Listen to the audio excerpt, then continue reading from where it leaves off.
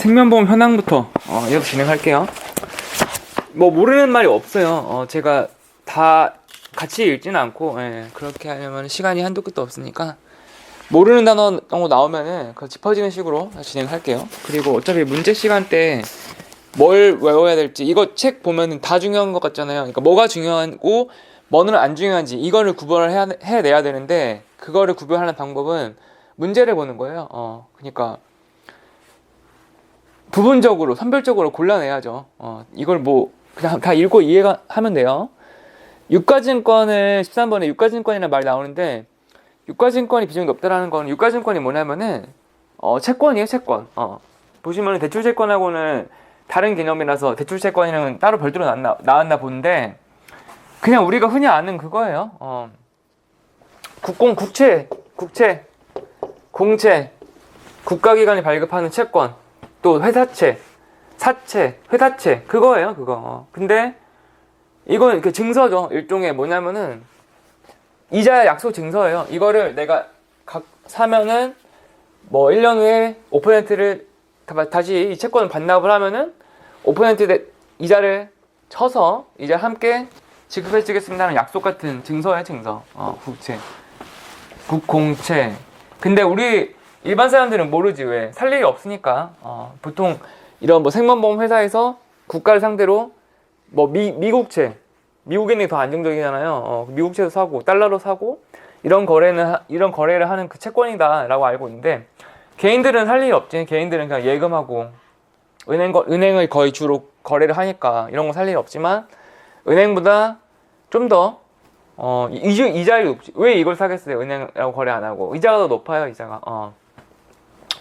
국채는 안정적이니까 이자가 싸고 또 회사채들은 자기한테 팔려고 왜 자금 조달 목적으로 파는 거예요. 뭐 그냥 종이를 파는데 약속을 주고받는 종이를 파는데 회사들은 자금 조달을 위해서 좀 더 이자를 많이 쳐줘요. 그렇지만 이자를 많이 주는 대신에 좀 더 이 돈을 못 받을 수도 있다 하는 불안감이 있잖아요. 파산할 수도 있으니까. 근데 뭐 미국 뭐 파산할 일 없으니까 대신에 뭐 이자가 더 안정적인 대신에 반비례하는 거죠. 위험과 이자는 반비례하죠. 은행이 제일 안전하니까 이자는 작지. 그렇지만 회사채는 좀 더 이자 높다. 그래서 사는 거예요. 대략 뭐 이런 거예요. 이런 거. 깊이 더 뭐 알 필요는 없는 것 같고 유가증권 그리고 밑에 내려보시면은 뭐 다 아는 얘기니까 뭐 다 읽어보세요. 읽어보시고 모르는 거 없어요. 뒤에 넘어가시고 17쪽에 미래 리스크 대비 물가 상승이라고 나오는데 아예 대놓고 책에 써놨어요. 물가 상승. 여러분 물가 어떨 것 같아요? 앞으로 뭐 폭락론자 뭐 멸망론자 이런 사람들은 뭐 일본처럼 마이너스 온다고 막 그렇게 할 수도 있는데 제가 봤을 때는 물가는 계속 오를 것 같아요. 점진적 상승? 왜냐? 제일 큰 게 뭔지 알아요? 최저임금이 최저임금. 이 최저임금이라는 제도가 있는 이상 매년마다 올려달라 하잖아요. 매년마다 해가 바뀌었어. 그러면은 노동자 측에서 최저임금이 10,000원인데 너무 적다. 점심 짜장면이 10,000원이 넘는다. 너무 적대. 맨날 올려달라고 날리고. 또 뭐 있어요? 파업. 맨날 임금 적다고 파업 난리 나잖아요. 서울은 뭐 지하철, 버스 뭐 이런 거 안전하지가 않아요. 맨날 뭐 가보면 오늘도 파업이다. 뭐 다 파업이야 다 여기저기. 왜? 임금 올려달라고. 저는 물가가 가파르게 오르느냐 완만하게 오르느냐 이 차이지 물가는 물론 한국은행이나 정부 기관에서는 물가를 안정시키려고 최대한 노력을 하겠지만 결국 우상향으로 진행이 될 것 같아요. 이 최저임금과 노동자의 파업이 있는 한. 뭐 아무튼 그래요. 그래서 책에도 아예 물가 상승이라고 써놨어요.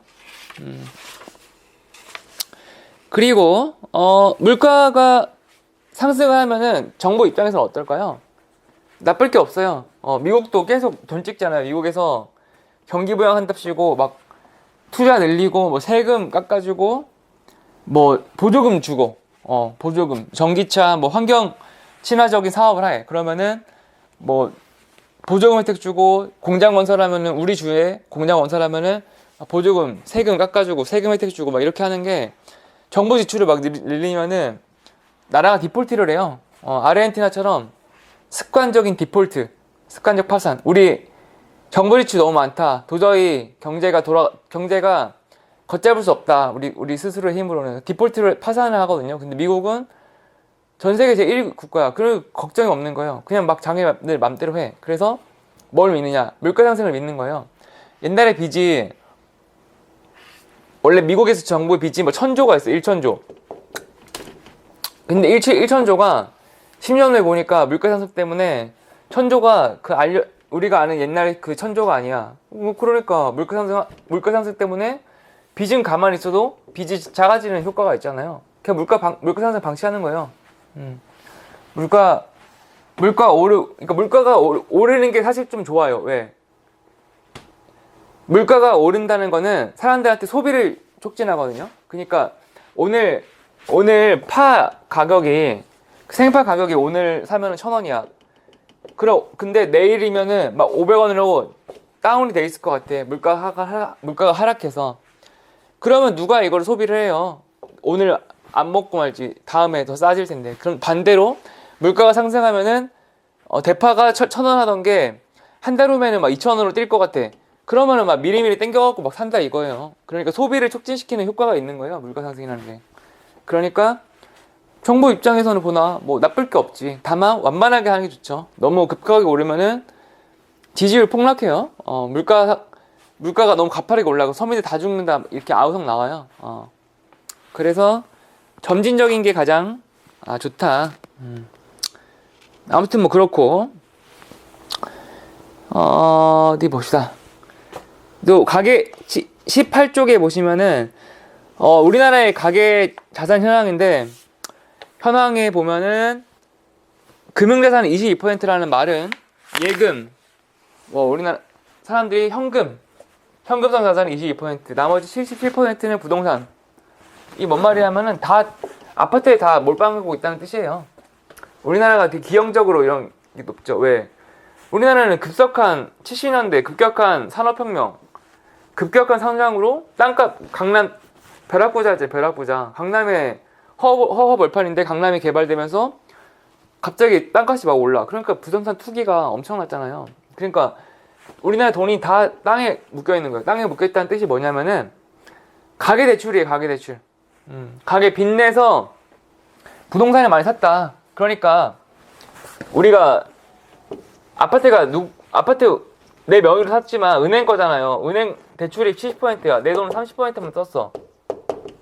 나머지 70%는 은행에 평생 빚 갚아야 되잖아요. 그게 이 뜻이에요. 가계대출이 부동산에 70%가 들어있다.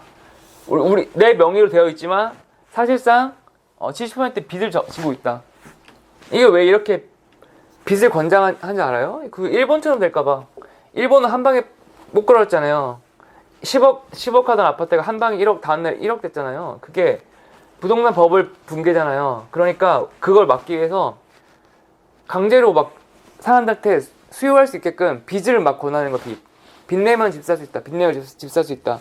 근데 사람들이 빚내서 사는 이유가 아파트 값이 오르니까. 지금까지 아파트 가격이 쭉 오른 걸 봐왔어. 그러니까 무리해서라도 빚을 내갖고 사는 거예요. 근데 여기서 이득을 본 사람들은 뭐예요? 기득권이잖아요. 기득권층은 이득을 많이 봤죠. 왜? 여러분들이 비싸게 살았으니까. 가진 사람들은 미리미리 아파트를 싸게 갖고 있던 기득권층들은, 부자들은 여러분이 비싸게 사주음에 따라서 큰 돈을 벌었죠. 그리고 여러분은 빚을 얻었죠. 빚을.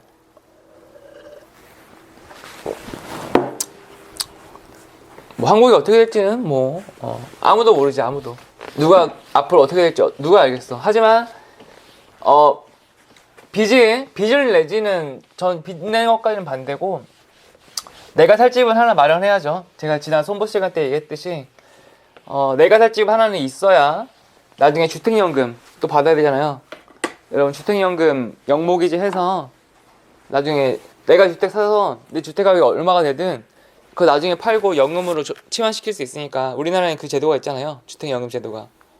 그러니까 무리하게 빚은 내지 마시되, 그래도 아예 폭락론자라서 나는 월세 전세만 하겠다, 그것도 좀 아닌 것 같아요. 월세 전세만 하면은 계속 쫓겨나요. 평생 고통스러워요.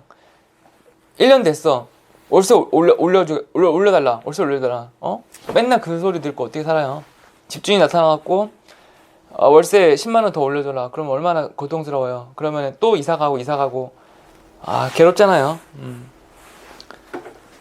그렇고, 자, 여기까지 18절까지 봤으면은 이제 이 문제풀이로 들어갈 거예요. 제가 책 교재 말고 이 에센셜 116이라고 하는 이 책을 같이 업로드를 해드릴 테니까 이것도 같이 볼 거예요. 에센셜 116 문제. 분보 때보다 문제 수가자가 좀 적어요. 생보가 좀 쉬워서. 자, 1번 문제 볼게요. 1번 문제는 순서대로 나열하시오. 제가 이걸 순서를 외우라고 한 이유가 딱 이런 순서가 나와요. 뭐냐면은, 자, 가나다 이걸 구분해야 돼요. 여러분, 처음 스타트 뭐였어요? 스타트. 생각해 봐봐요. 지난 시간에 배웠던 거. 고승덕의 헤비메탈. 따라 미안하다. 못난 아비르는 따라 미안하다. 고승덕. 고대부터 시작하잖아요. 고승덕. 에비메탈이었잖아요. 에비메탈. 에라노이. 고승덕 변호사가 고대에 에라노이를 외쳤다. 에라노이가 첫 번째. 그 다음에 같이 딸려 나왔던 게 뭐예요? 고대 로마잖아요. 에콜라이트. 고대 로마의 콜로세움. 콜레기아. 이게 있었잖아요. 근데 콜레기아랑은 둘은 구별을 안 했어요. 왜? 누가 선후관계인지 잘 모르나 봐요. 어쨌든 에라노이가 첫 봤다. 1번 타자가 에라노이. 두 번째는 뭐예요? 길드. 그러니까 중세 시대에 길드가 나왔다고 했잖아요. 대항해 시대가 열리면서 길드라는 조직이 만들어지거든요. 그러니까 그러니까 말만 길드지 영어로 하니까 길드인데 우리나라로 치면 똑같아. 계모임이잖아요. 계모임이 있었던 거예요. 계모임이 있었고, 톤틴연금은 중세 시대가 길드가 먼저고, 이 루이 14세는 중세의 거의 끝무렵이었잖아요. 끝무렵. 중세의 종말에 고했잖아요. 이 루이 14세가. 루이 16세가 프렌치 레볼루션으로, 프랑스 혁명으로 처형되는 게 중세의 끝. 그러면 길드가 당연히 앞서잖아요. 그 시대의 흐름을 알고 있어야 뭐 외우기 쉽잖아요. 그래서 길드가 먼저고, 톤틴연금 마지막 낙하다가 정답이 되는 거예요. 이게 문제가 나올 거예요. 그대로 외워주시면 되고. 2번 볼게요. 2번은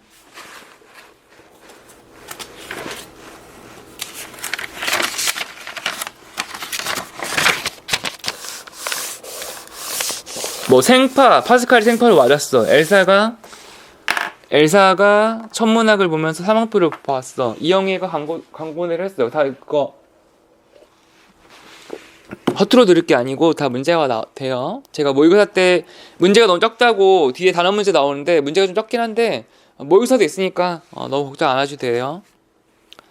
자, 2번 생명보험 역사.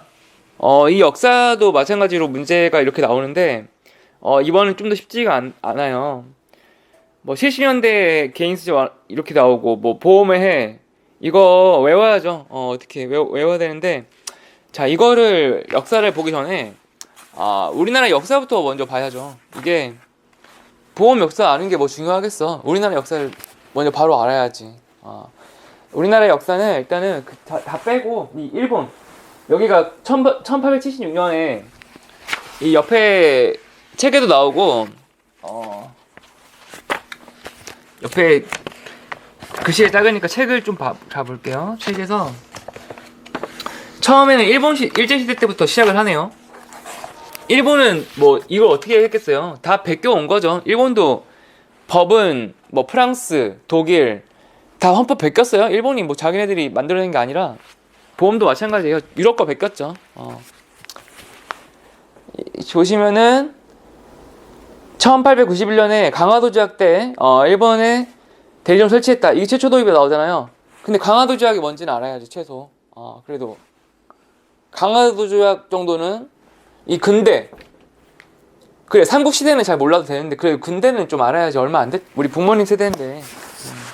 물론 치욕적인 역사가 포함되어 있어서 기분은 좋지는 않지만 어찌됐건 이 강화도 조약이 뭐냐, 먼저 이 조선시대를 생각을 해야 되는데 세계사하고 굉장히 연관이 커요.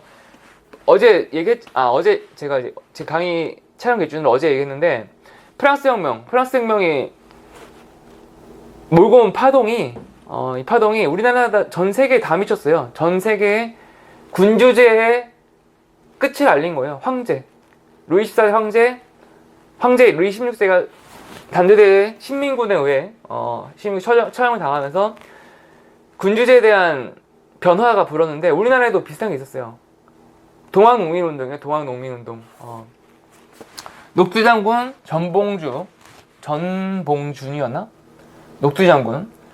동학농민운동의 혁명가. 동학농민운동이 뭐냐면은 밀란. 기본적으로 밀란인데 못 살겠다 이거예요. 못 살겠다.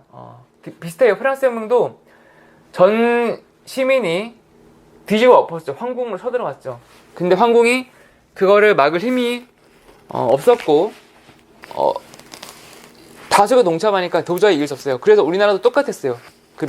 정말 우리나라도 비슷했어요. 그래서 우리나라도 동학농민운동 밀란이 시작되는 거. 밀란이 아마 프랑스 혁명이 그거를 당시에 이거를 몰랐을까? 과연 프랑스 혁명이 있었던 거를 전 세계가 다 알았을 거라고 생각해요. 지금도 그 당시에는 뭐 기술도 없고 했지만 사람을 쓰죠. 사람. 그 당시에도 인공위성이 비행기가 이렇게 비행기가 통신이 있던 때가 아니지만 사람은 있었으니까 사람에 의해서 선구자들에 의해서 사람에서 사람으로 전파가 됐을 거라고 생각하고 제 그냥 망상을 하는 거예요. 결국 동학농민 운동이 우리나라에까지 그 혁명의 역사가 혁명의 바람이 불러 일으키는 거죠. 근데 프랑스는 성공을 했죠. 하지만 우리나라는 실패를 했어요. 왜? 청나라하고 일본이 개입을 했거든요. 동학농민 운동이 펼쳐집니다. 그 앞에 조선시대 역사는 고려, 조선, 임진왜란, 병자호란과 임진왜란, 청나라예요. 청나라가 명나라가 있었고 청나라가 있었는데 청나라는 여기 이 만주족에 있던 오랑캐라고 불렸던 북방 민족이 청을 세우고 명을 무너뜨렸어요. 청의 왕조가 시작된 거예요. 청의 왕조가 시작됐고 당시에는 일본도 있었어요. 일본. 근데 우리나라가 동학농민운동으로 전국이 난리가 난 거예요. 그러니까 당시에 고종황제 흥선대원군 당시에 조선의 최말기 황제예요. 가장 마지막 고종 순종까지 가는데 이때 나오는 게 명성황후예요. 명성황후. 여러분 익히 들었듯이 이미연 씨죠. 이미연 씨. 명성황후, 고종 그리고 흥선대원군이 고종의 아버지. 맞을 거예요. 시아버지죠. 흥선대원군 며느리 명성황후. 이게 실권자들이었는데 이 당시에 동학농민운동이 막 번지니까 전국이 조선군으로는 이 관군으로는 막을 수가 없는 거예요. 이 동학 시민군들을 어떻게 했냐? SOS를 쳐요. SOS. 이게 우리나라의 패착이라고 하는데 이거를 청나라한테 SOS를 하고 도와주세요. 우리 이 동학농민 시민군을 막을 수가 없다. 곧 우리 궁궐도 한양도 점령이 될 것 같다. 막 형님 찾는 거. 형님 좀 도와주세요. 자력으로 해결이 안 되니까 형님 좀 도와주세요. 청나라한테 요청을 해요. 도와주세요 하니까 청나라가 도와준대. 근데 만만치가 않은 거예요. 왜? 청나라도 청나라 나름대로 엄청난 이 압박을 받고 있었거든요. 옆에 청은 또 영국하고 아편 전쟁 해야 되죠. 미국은 아니고 청을 러시아가 또 있어서 영국, 청, 러시아 다 청나라를 막 노리는 거예요. 청나라를 같이 이 청나라에 큰 삼키려고 하니까 얘네들도 자기네 야, 조선을 신경 쓸 그게 안 돼. 청나라 입장에서도. 얘네들도 지금 열강의 침략을 받는 와중이었거든요. 똑같아요. 막, 개항해라, 개방해라. 다 굳고 문 열어라. 막 해요. 여기저기서. 영국, 뭐, 스페인, 프랑스, 뭐, 미국, 러시아. 여기저기서 난리야, 난리. 그러니까 청나라도 해롱해롱한, 메롱한 상태가 됐어요. 청나라 말기도. 얘네들도 그 그게 여러 개 안 돼. 그러니까 도와주는데 안 되는 거예요, 또. 어떻게 했냐. 이게 최악의, 이제 일본한테까지 뻗치는 거예요, 일본한테. 일본군한테 수군을, 일본이 우리나라를 결정적으로 침범하지 못한 게 바로 이 수군 때문에, 해군. 이 수군을 못 이겼어요. 우리나라를 침범 못했어요. 이순신 장군으로 대표되는 이 강한 수군을 최후의 보루였어요. 여기는 육로로 오잖아, 육로로. 근데 여기는 수군이 버티고 있으니까, 섬이니까 일본이 도저히 한참 이거를 이때 뚫은 거예요. 어떻게 했냐? 우리나라 들어오라고 하니까 들어와. 일본군이 육로로 이제 허용해 주는 거예요. 그냥 개항. 부산으로 그냥 자유롭게 문을 활짝 열었어요. 일본군 들어오라고. 일본군이 막 동학군을 소탕할 작전으로 그런 명목하에 일본군이 들어왔지만 실상은 여기 때부터 시작된 거예요. 이거를 집어삼키겠다라는 그 야욕이. 이거 수군은 그냥 문을 자동문이네, 자동문. 어서 오십시오 하네. 지금까지는 감히 침범하지 못했던 이 조선 땅에 막 이 일본 군들이 막 문을 열어준 거예요, 스스로. 어서 오세요. 근데 이때는 몰랐지. 그냥 어쨌든 동학농민을 잡아야 되니까 그 목적하에 결국 어떻게 됐냐? 그냥 왜 몰살당해요. 조선 연합군의 농민은 그냥 끝나요. 이러고 실패가 끝나요. 동학농민은. 왜? 도저히 안 되잖아요. 일본 정예군까지 들어오는데. 그래서 이 이후에 일본군들이 이제 끝났으니까 나가세요 하는데 안 나가겠대. 아니, 볼일 다 보셨으면은 돌아가세요 하는데 안 가 일본 사람들이. 왜?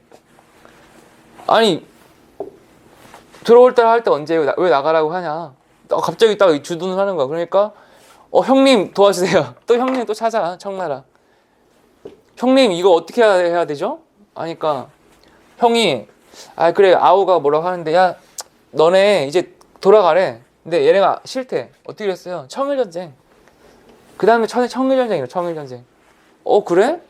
이 자식들 너네, 야 우리가 일본 힘을 보여주겠다. 청일전쟁. 나중에는 또 러일전쟁.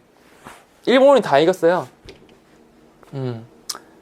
이게 동학농민운동이고, 동학농민운동과 국권 침탈로 이어지는 이 사건인데, 이렇게 되고 나서 뭐였냐? 청일전쟁은 마찬가지로 일본이 보통이 아니다. 이게 무슨 일일까? 청도 막 혼란이 오는 거야.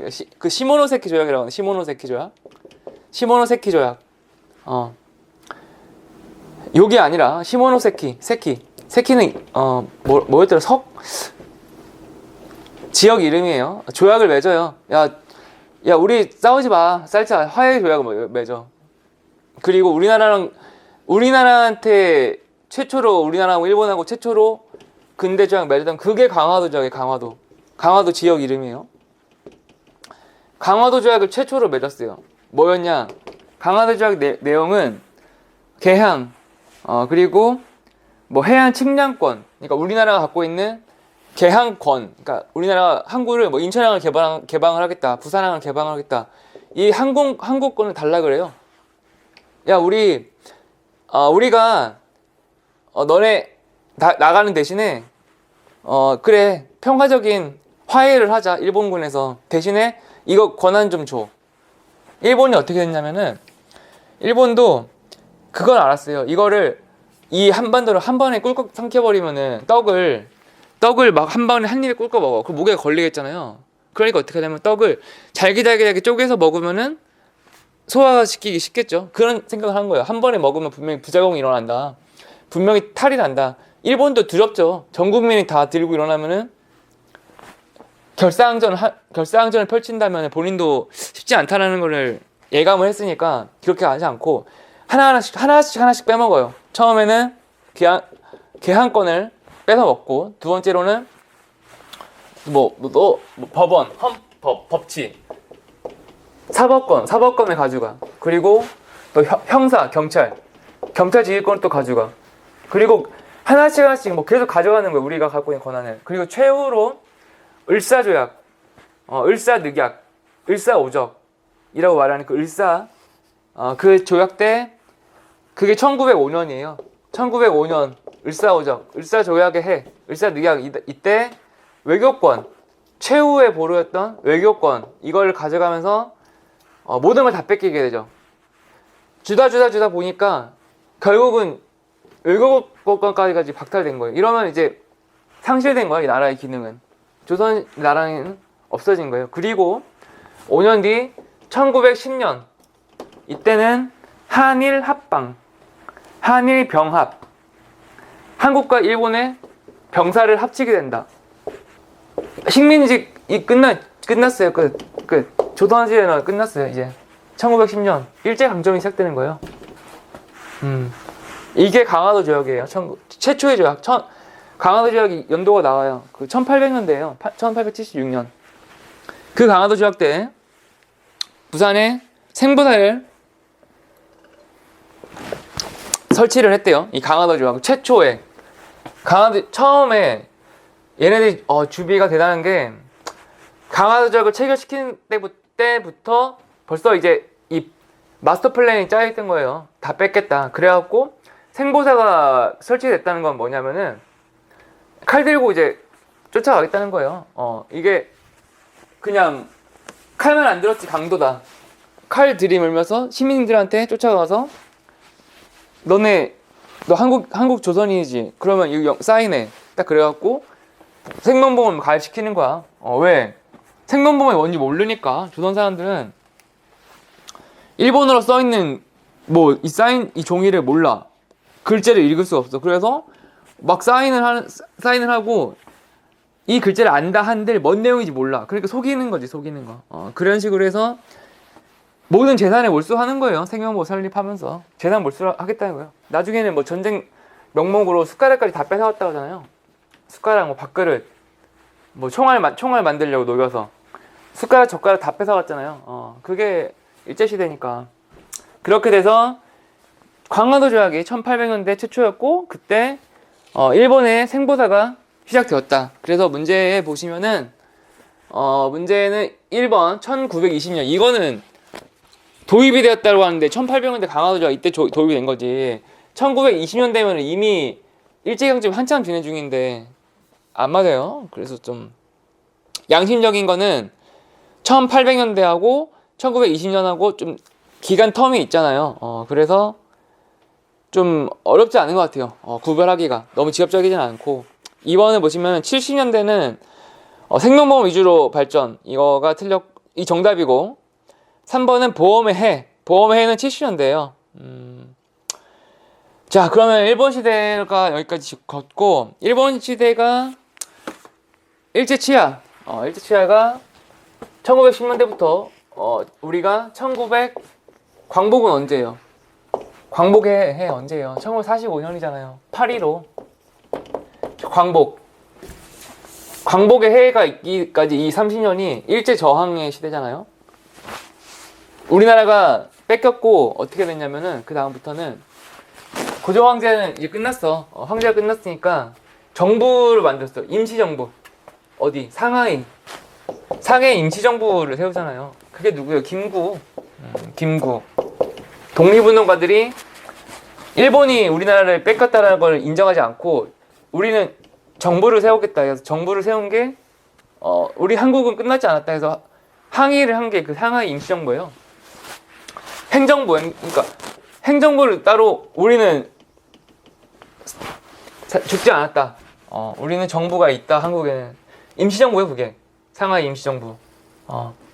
그런 다음에 임시정부에서 안중근 의사가 윤봉길 의사가 항거를 했고 헤이그 특사. 외교적으로는 헤이그의 특사, 네덜란드의 헤이그 특사를 보내서 이 부당한 강화도 조약과 뭐 울사 조약 같은 부당함을 알렸던, 근데 아무도 듣지 않았죠. 아무도 들어주지 않았죠. 그런 한 거를 거치고 난 이후에 끝끝내 도저히 그런 한 거로는 나라를 되찾을 수 없었고, 결국에는 일본이 패착을 저질렀잖아요. 패착을. 일본이 어떻게 했어요?